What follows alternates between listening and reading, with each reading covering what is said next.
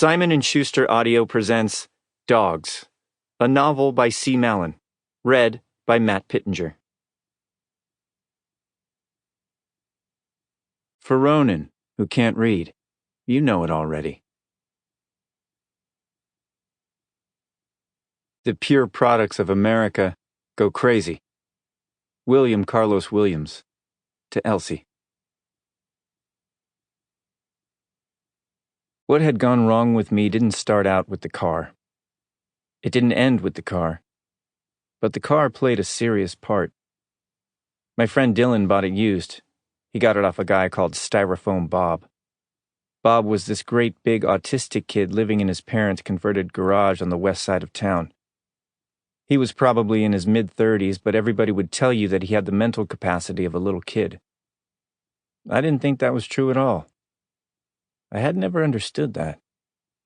Bob had dropped out of the high school. People were ugly to him there. It made him afraid. For a long time, he would only go out at night. You'd see him walking out late in the neighborhood.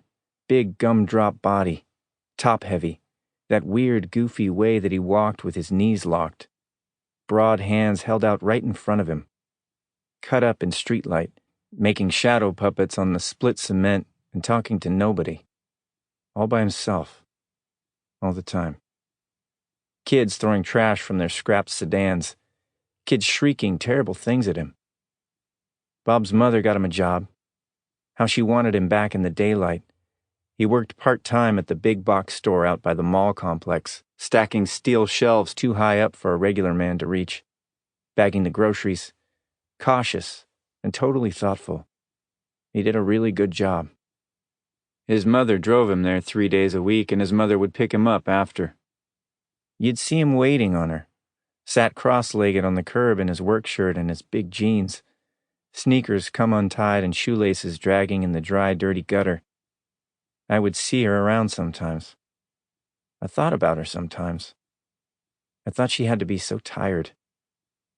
Somebody got to Bob when there was nobody watching him. Somebody sold him the car in bad faith. That was a cruel thing.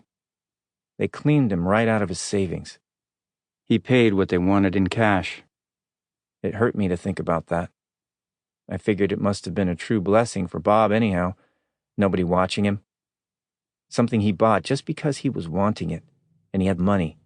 He'd worked for that money, and all of his money belonged to him. The car belonged to him.